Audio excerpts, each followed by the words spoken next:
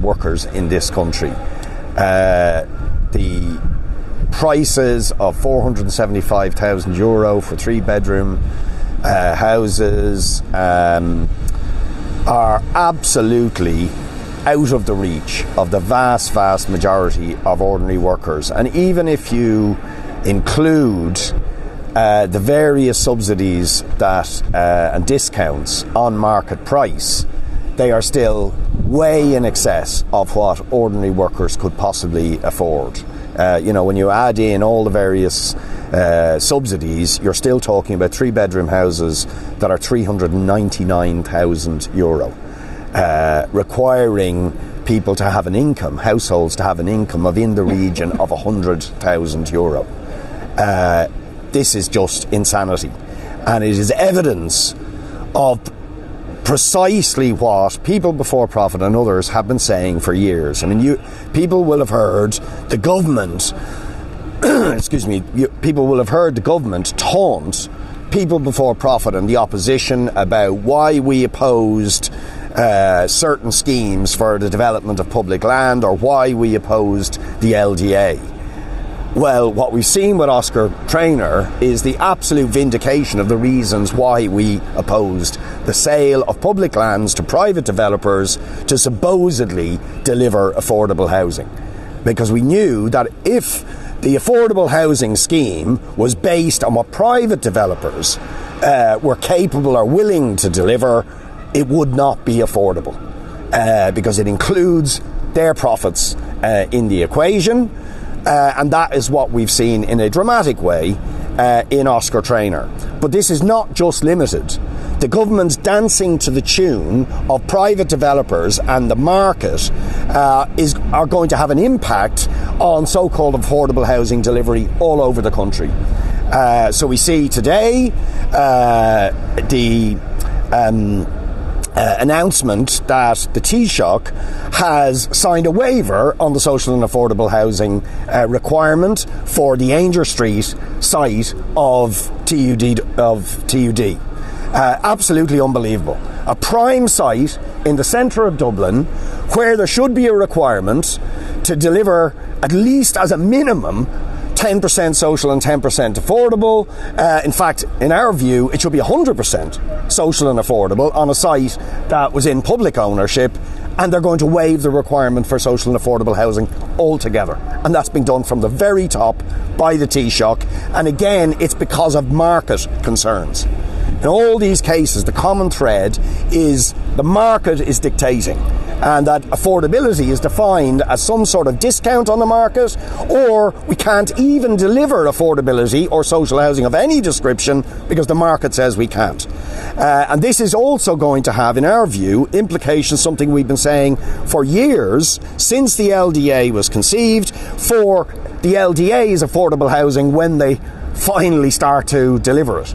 And the first site where that's going to happen is Shangana in my constituency, where we still have no idea what the price is. But we have said all along that we believed that, given that the LDA legislation required the benchmark to be against the market, that what we would actually get would be housing that would be completely unaffordable. We still have no idea on this publicly owned site what the prices are going to be, but when you look at Oscar Traynor and you look at what the market prices are in places like Dunleary Rathdown, it is almost certainly going to be way out of the reach of ordinary workers. Similarly, in Cherrywood, the biggest residential development in the entire country, a new town, effectively a mini city that is being built, at least €15 million of public money went in the form of LEHAF funding, infrastructural sort of funding support for that strategic development. We still have no idea how much affordable housing we're getting or how much it will cost. We've been asking for literally years, and people will know that site is well underway now. Houses and apartments are being delivered. We still have no idea what affordable housing we're getting for the huge public investment that went in, or whether it will actually be in any way remotely affordable. But when you look at the market prices that are being charged for the newly delivered housing in Cherrywood, they are in the region of €600,000 and €700,000. So even if there's a small discount on the market, we are going to be talking about affordable housing that is actually only affordable to millionaires. It's absolutely outrageous. So the government have to be called on this. The affordable scheme is an absolute disastrous failure because they continue to dance to the tune of the market and private developers, and we need a radical break from this policy to develop public land for public and affordable housing where it can be delivered at affordable levels, but that is not something property developers or the market are capable of delivering. Just two issues briefly.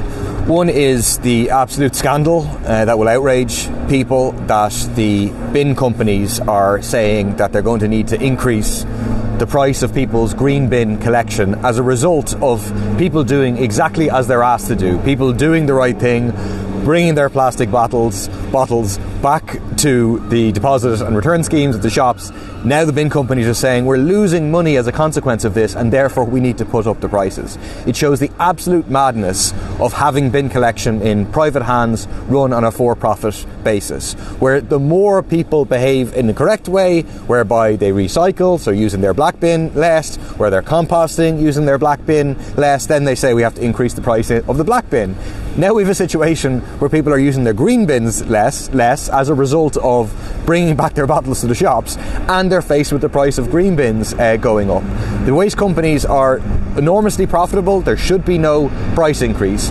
But fundamentally, and this is a thing we're pushing on the councils where we've been elected to across the country, we need the remunicipalisation of bin services. They need to go back into council control and ownership, and we need an end to bin charges. They point in the opposite direction in terms of what we need in terms of increasing levels of recycling, composting and so on. Second issue quickly is there are 4 projects for discussion and decision this week in the Dáil to do with Ireland's participation in a European project of militarisation. These things don't get much headlines, they don't get a lot of coverage, but there's 2 projects of new projects of the European Defence Agency that the Irish government wants Ireland to sign up to, and there's 2 projects of PESCO that the Irish government wants Ireland to sign up to. There is a context to this, which is a massive increase in military spending all across Europe. People may have heard Jennifer Carroll McNeil on the radio this morning speaking about how, no, don't worry, we're not being pressured by Europe to increase our military spending. In fact, we're doing it all by ourselves. We want to increase it by ourselves. She positively cited the example of Denmark, which has given up a public holiday, a long-standing public holiday, so they can spend more on the military. And then she referenced Ireland with, well, we increased our public holidays, and I suppose fair enough, but. And so in reality, what she's saying is she would like to reduce the number of public holidays that we have so we can spend more. Explicitly, she spoke about spending more on military hardware. These projects always have very technical names, make people think that they're, of no real consequence. I'll give you just one of the ones we're signing up to and we'll be opposing and voting against. It's a PESCO project called the Network of Logistic Hubs in Europe and Support for Operations.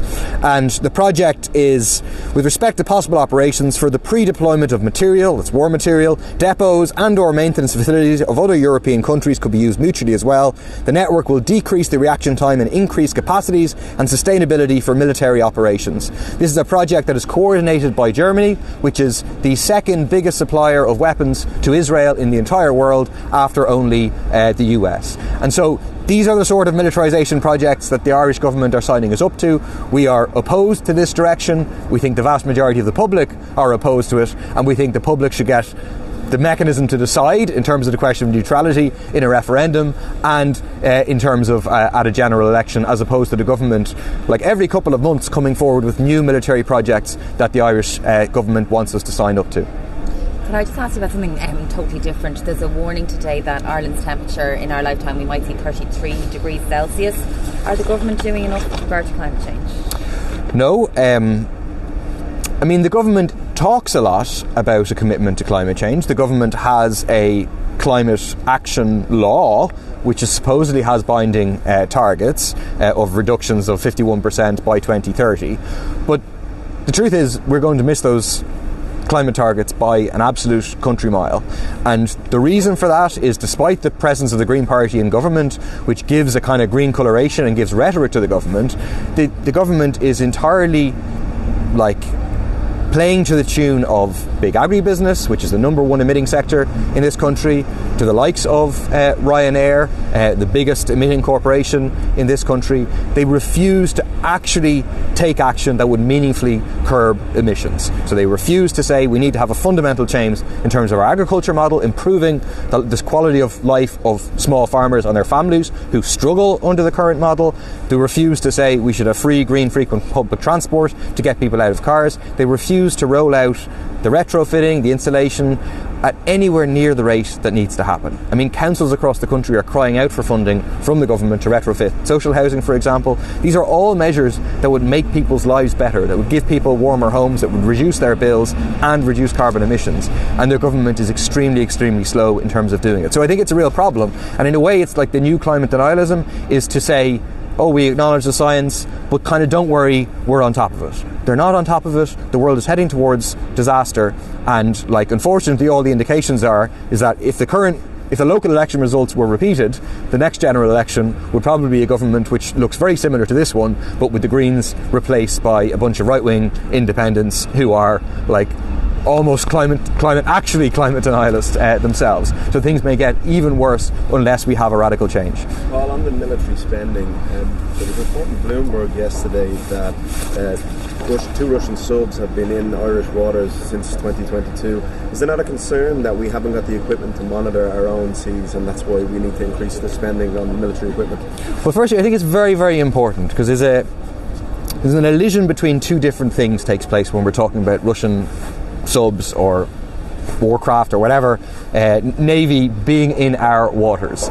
These are presumably not in our actual territorial waters. These are in the EEZ, which British ships are often in them, US ships are often in them. So I think that any time you have a Russian ship, it's major news to say this is a major thing, there's a threat to our sovereignty and so on. We're against all of these crafts, to be clear. We're against the Russians, we're against the US being present, we're against the British being present.